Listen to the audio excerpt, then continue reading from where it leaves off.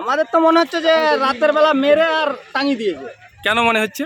কারণ এখানে তো সবই হয়, বনে গাছ পাচার, গাঁজা, মদ, বাইরের থেকে মেয়ে আসে, মেয়ে নিয়ে আসে, পুলিশের কিছু নজর নাই, পুলিশের গাফিলতিতে এগুলো তো হচ্ছে। আমরা মেয়ে ছেলে বিয়ে করছে, তাহলে মেয়ে ছেলে যখন বিয়ে করছে আবার ওর মা বাবারা এলো, এবারে বলছে তুমি কি হচ্ছে আমার মেয়েকে বিয়ে করছো, তুমি কি ছেলে মেয়ে দিতে পারবে, এটি বললো। এবারে ওর মা বাবারা এসে বললো, বলছে তোমাদের ছেলে মেয়েকে সাবধান করো, আমাদের মেয়েকে সাবধান করছি।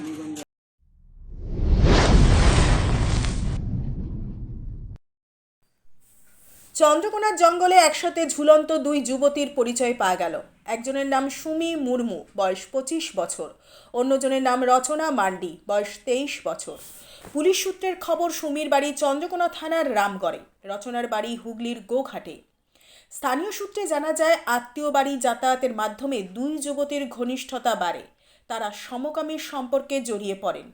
দুজনের ঘনিষ্ঠতা ক্রমশ বাড়ছিল, বিয়েও করেন দুজনে।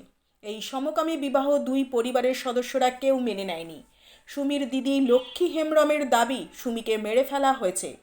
ময়নাতদন্তের রিপোর্ট পেলে তবেই জানা যাবে মৃত্যুর কারণ। ব্যুরো রিপোর্ট, আমি মৌমিতা দা, স্থানীয় সংবাদ। মানে ওরা দুজনকে কি বিয়ে করেছিল? ভালোবাসে ওরা দুজন। একজন আরেকজনের বাড়ি কোথায়? আরামবাগ। আগে কি বাড়িতে আসতো ওই মহিলা? আসতো বলতো আমার বান্ধবী, আর কি করবো তাদেরকে, বান্ধবী। ওটা কি বাড়ি থেকে বাইরে গিয়ে বিয়ে করেছিল? হ্যাঁ, বাড়িতে বিয়ে করানি, মানে বাইরে বিয়ে করেছিল। কতদিন আগে এটা হয়ে গেছে 1 মাসের মতন হয়েছে। আচ্ছা, দুজনেই তো মহিলা? হ্যাঁ। আচ্ছা, আপনার বোনের নাম কি? সুমি। কোথায় বাড়ি? ধামকুড়ায়। এই যে আজকে যে দুজনের দেহ পাওয়া গেছে, এটা কোথায় ধামকুড়াতে পাওয়া গেছে? ধামকুড়াতে পাওয়া গেছে, মানে বনেতে। তাহলে ও আজ সমীর প্রতিবেশী। এই কাজ যে একটা ঘটনা ঘটেছে, দুজনের ঝুলন্ত দেহ পাওয়া গেছে, কি বলবেন? এদেরকে কি কালকে দেখা গেছিল দুজনকে এলাকায়? কালকে ঠাকুরবাড়ি বাজারে একবার সারা দিনটাই দেখেছি। আমি 11টার সময় টাউন গেছি, 11টা থেকে প্রায় 1-1.5 দিয়ে বাড়ি এসেছি, তখন তো ওখানে গেছি। মানে এই দুজনেই ছিল? হ্যাঁ, একদম, আর অন্য কাউকে দেখা যায়নি। আচ্ছা, মানে বাড়িতে আসতে সুমি যে মুর্মু, ও কে হয় আপনার? আমার মেয়ে। কি হয়েছিল, ঘটনাটা ঘটেছিল, কি ঘটেছিল? ঘটনা কিছুই হয়নি। এবারে ওরা ভাগ খেয়ে দিয়ে ওরা এবারে বলছে দিদি ঘর যাচ্ছে। এবারে আমি বলছি তাহলে যা, যেয়ে তারপরে এবারে ওরা এবারে বেরালো খেয়ে দিয়ে। আমি বলছি তাহলে যা, যেয়ে আর ঘুরে চলে আসবে সন্ধ্যাকে বলে। এবারে বেরিয়ে তারপরে এবারে গেল। কখন বেরিয়েছিল কালকে? 12টার সময়। 12টা দিনের বেলা? হ্যাঁ, দিনের। আর আরেকজন যে মৃত দেহ পাওয়া গেছে অর্চনা মান্ডির, তার বাড়ি হচ্ছে আপনার মেয়ের বাড়ির কুমারদিঘিতে। তার সঙ্গে আপনার মেয়ের পরিচয় হয়েছিল দিদি বাড়িতে গিয়ে? হ্যাঁ। আচ্ছা, তা ওই অর্চনা মান্ডির পরিবার লোক কি বলেছিল আপনাদেরকে? আমার দিকে বলেছে নিজেদের কুটুম, তাহলে এই যেমন মেলামেশা যেমন না করে। আচ্ছা, মানে আমার মেয়েকে বলেছে। কীরকম মেলামেশা করতো ওরা? মোটামুটি মেলামেশা বলতে গেলে গিয়ে ওরা মানে বন্ধুতার মতন হয়ে গেছে।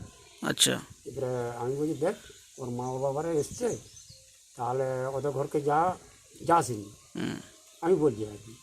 যেয়ে তাহলে আমার মেয়েকে বারণ করে তারপরে বলছে ঠিক আছে, তাহলে এবারে নিজেদের কুটুম যখন হচ্ছে, তাহলে আমার মেয়েকে বারণ করবো, আর তোমার মেয়েও যখন না আসে আর ফোন নম্বর যখন না করে, এটি করে ওরা নিয়ে যায়। মানে ফোনের কথা। আবার আপনার যে মেয়ে লক্ষ্মী হেমব্রম, সে একটা যে বলছে যে ওরা দুজনকে নাকি বিয়েও করেছিল। হ্যাঁ, বলছে মেয়ে ছেলে, ওর মা বাবারাও বলেছে, বলছে মেয়ে ছেলে কখনো বিয়ে হয়, বিয়ে করেছিল।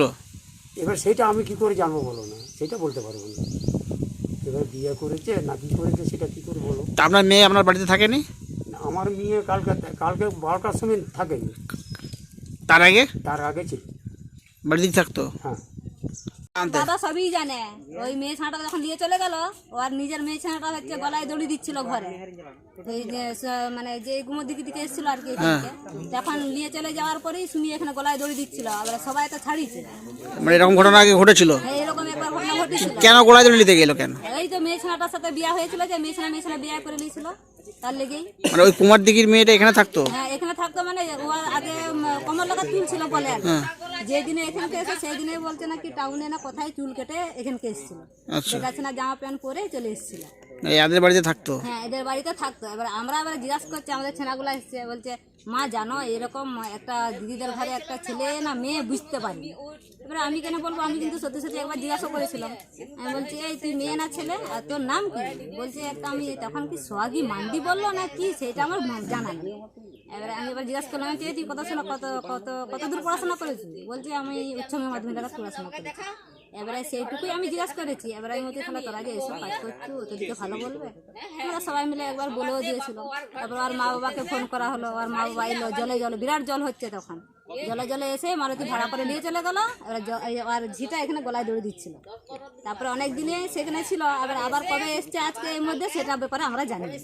এতটুকুন পর্যন্তই জানি। কালকে এসেছিল কিনা জানেন না? সেটা আমরা জানিনি, সেটা ভাই। নমস্কার, আমি মৌমিতা দা। ঘাটাল মহকুমার সমস্ত খবর সঙ্গে সঙ্গে পেতে স্থানীয় সংবাদের ইউটিউব চ্যানেলটি সাবস্ক্রাইব করে রাখুন। সেই সঙ্গে ফেসবুক পেজটি লাইক করুন।